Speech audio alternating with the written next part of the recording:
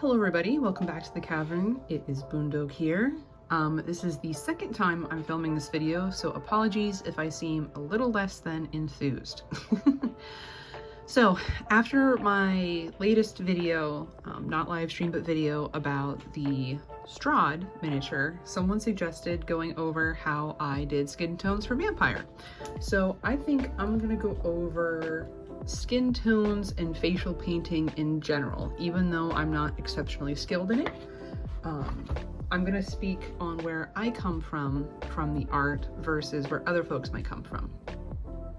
So the easiest thing I can say to start is when it comes to skin tones is if you are looking for just a generic human range of race of skin tones, so think like light, pale, pink, pasty to deeper browns, they make flesh-toned paints.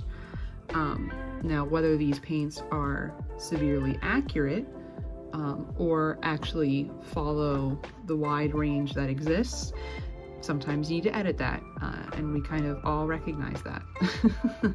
I mean, how long did it take them to create an actual skin tone pack of crayons that matched everyone's skin tones? So that's something to keep in mind. But generally, you know, human-esque flesh is going to have pink and browns, all the way to light, and then all the way dark. So different variations and concentrations of that pink and brown hue. So you can always find paint that will kind of match with that and go from there. So I always say to start with the darkest color on the facial features and then work your way lighter. So you mix lighter and lighter, and you keep applying that to the highlighted areas of the face. Now you might be like, well, what are the highlighted areas of the face? Is it just where the light hits? All right, so I'm gonna pull out a resource. This is something that I am familiar with that most people obviously aren't. This is my restorative art book.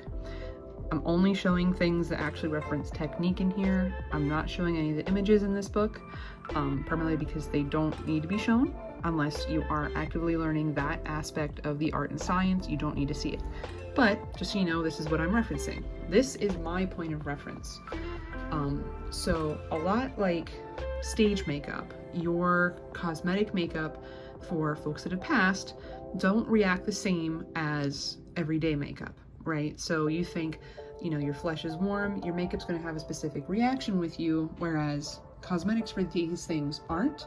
The same way that stage makeup is made not to reflect with heat because you have, you know, stage lights. They're extremely warm if you've never been under them.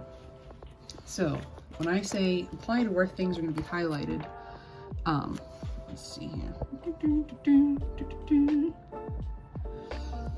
The higher an area protrudes, the brighter the reflected light will be. And then opposite, depressions will create shadows.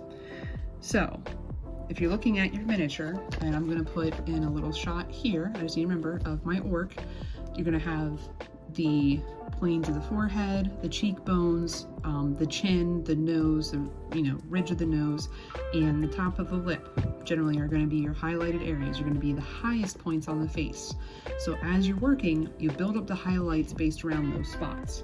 And that applies to any skin tone, be it, you know, a regular flesh tone that we're familiar with, or if somebody has blue or green skin, like the orc, or the same thing, vampires or zombies. Zombies have the green base.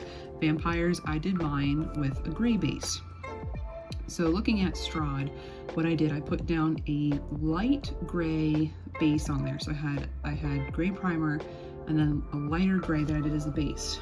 After that, I did a wash, a little bit of a wash, a strong tone wash. Let me pull that up here. That's my soft tone. Strong tone wash. I thinned it out a lot. I did not use it at full strength. And then I went over with another highlighted tone, so he still looked very pale. And then I did a very thin wash of red. I want to say it was my garnet red here, but I can't tell you for sure. Either way, I thinned it out quite a bit because obviously vampires don't have blood flow, so they're not going to have blushing the same way people do. But I still wanted just a little bit of a tint, and I mean, honestly, who's to say that Strahd wouldn't put on stage makeup when he's going out in town to talk to people? So if you are looking for skin tones for regular folks, here's my reference for that. So if you need to go and do any sort of blushing or highlighting, so where you would add red or whatever color of blush a non-pink based individual would have, a couple of references. Generally the cheeks, right? And that varies, the cheek blush varies for ages. Now, this is where I like to keep myself reminded, all ages, so chin, ear, forehead, hand, and adult cheeks. Now, those are some of the high points, like I was telling you about. That's what's going to catch the most light. Now, one thing I think everyone should consider is, what are you using your miniatures for? And generally, where are you playing? Now, one thing that I would always have in mind whenever I'm doing cosmetics in my line of work is, if you're doing cosmetic work in your workroom, generally you have large fluorescent lights. If you're doing cosmetic work in the viewing parlor, you might have tinted lights or red lights. So that's going to cast a different effect onto the individual. So you need to measure kind of how you're doing that cosmetic work. The same thing can easily apply to the miniatures that you have in your game. All right. So if you're doing a lot of mechs and you want them to be shiny, but you still want a lot of contrast, are you playing in a shadowed environment? So say you're playing at a friend's home where you don't have a lot of a heavy light source, if you will. You're going to want to probably have a bit more contrast so it still stands out on the table. If you're playing somewhere that might have the large fluorescent tube light, like your local game store, you might not need as much contrast, but a little bit more shading. So you might not need as much opposing colors as just a light to dark hue. Or saturation point on your miniature. For me, again, we're mainly playing at home, so I try to have a little bit more contrast with my colors. I know that doesn't always come across, but I do my best. However, I'm still working on him, so I won't use him as an example. You know, this is a larger miniature. Even if it's across the table, you know, you're still going to be able to differentiate what's what on it.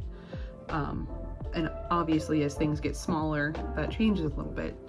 Now, if you're doing something like I had for Strahd, where he is a shelf sitter, you can paint however you want it dynamically for the figure, because you're not going to be necessarily worried about the lighting or how it's coming across. It's going to be a viewed piece versus a functional piece.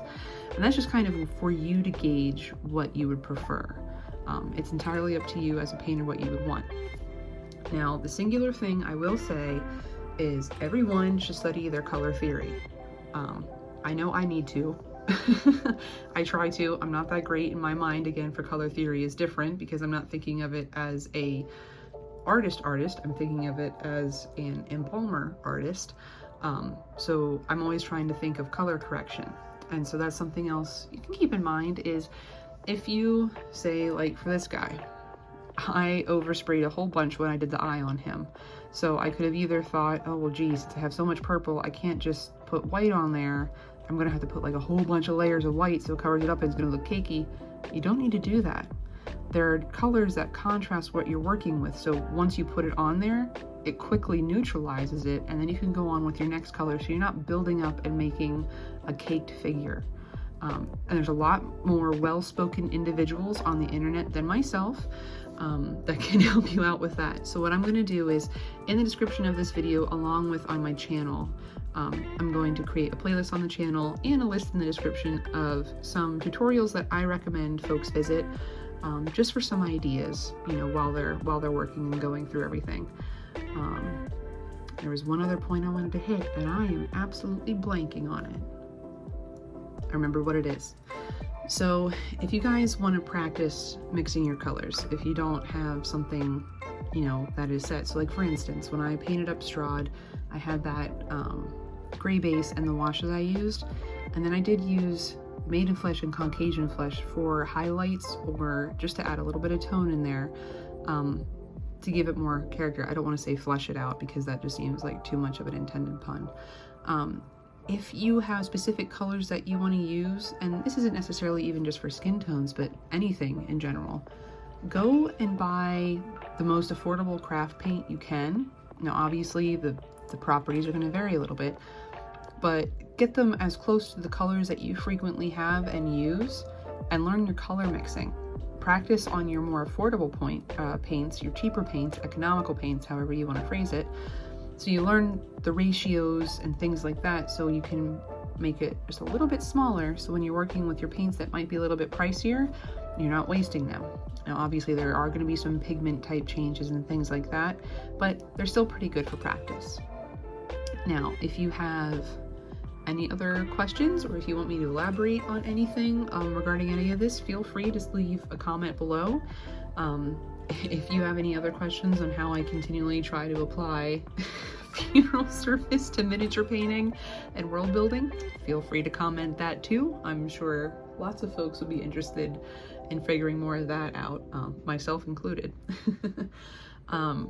If you enjoyed the video, feel free to like, subscribe if you haven't already. As always, take care.